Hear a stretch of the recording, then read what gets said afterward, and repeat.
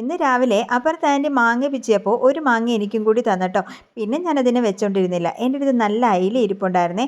അയിലയിട്ട് തേങ്ങ അരച്ച് കറി വയ്ക്കാമെന്ന് വിചാരിച്ചു. വേഗം തന്നെ അരപ്പൊക്കെ എടുത്ത് എല്ലാം റെഡിയാക്കി അതൊന്ന് തിളച്ച് വന്നപ്പോൾ നമ്മുടെ മീനെയും പെറുക്കിയിട്ടിട്ട് കുറച്ച് കറിവേപ്പില ഇതേപോലെ ഇങ്ങനെ ഞെവിടി ഇട്ട് കൊടുക്കണം കേട്ടോ. അപ്പോൾ നല്ല കറിവേപ്പിലിൻ്റെ മണം വരും കേട്ടോ.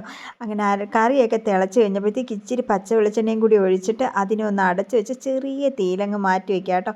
കുറച്ച് കഴിയുമ്പോൾ നമ്മുടെ മീൻകറി അങ്ങ് സെറ്റായിട്ട് വന്നിട്ടുണ്ട്. ഈ മീൻകറി ആവുന്ന സമയം കൊണ്ട് ഞാൻ നല്ല വൻപയർ മെഴുക്കുവരട്ടിയും ബീട്രൂട്ടും ക്യാരറ്റും മെഴുക്കുവരട്ടിയും ഒക്കെ അങ്ങ് റെഡിയാക്കി വെച്ചിട്ടുണ്ടായിരുന്നു കേട്ടോ. എൻ്റെ വീഡിയോ കാണുന്നവർക്കറിയാം ഞാൻ ഈ എല്ലാ ദിവസവും ബീട്രൂട്ട് മെഴുക്കുവരട്ടി വയ്ക്കുന്ന കാര്യം. അത് വേറൊന്നും അല്ല കേട്ടോ, ഹീമോഗ്ലോബിൻ നല്ല കുറവാണ്. ഡോക്ടർ പറഞ്ഞേക്കുന്നത് പച്ചയ്ക്ക് കഴിക്കാനാണ്. ഞാൻ പിന്നെ ഇങ്ങനെ മെഴുക്കുവരട്ടിയും തോരനും ഒക്കെ ആക്കി കഴിക്കും. പിന്നെ രാവിലത്തെ ബ്രേക്ക്ഫാസ്റ്റ് ദോശയായിരുന്നു. ഏട്ടൻ ഈ പേപ്പർ ദോശ ഒട്ടും ഇഷ്ടമല്ല, പിന്നെ എൻ്റെ നിർബന്ധത്തിന് കഴിക്കുന്നതെന്ന് മാത്രം.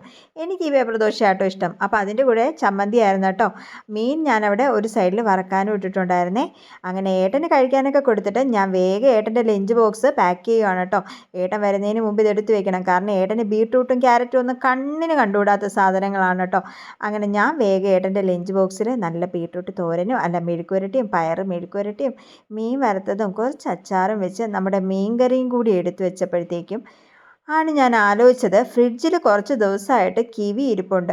കിവി കാണുമ്പോൾ ഞാൻ മേടിച്ചുകൊണ്ട് വരുമെങ്കിലും എനിക്ക് ഒട്ടും ഇഷ്ടമല്ലാത്തൊരു ഫ്രൂട്ടാട്ടോ. എനിക്ക് അതിൻ്റെ ടേസ്റ്റ് ഇഷ്ടമല്ല. നേരെ പിന്നെ അത് കട്ട് ചെയ്ത് ഏട്ടൻ അങ്ങ് കൊടുത്തു വിട്ടിട്ടുണ്ട്. അപ്പോൾ ഇന്നത്തെ വിശേഷം ഇത്രയൊക്കെ ഉള്ളൂ. പുതിയൊരു വീഡിയോ ആയിട്ട് വീണ്ടും കാണാം കേട്ടോ. ബൈ.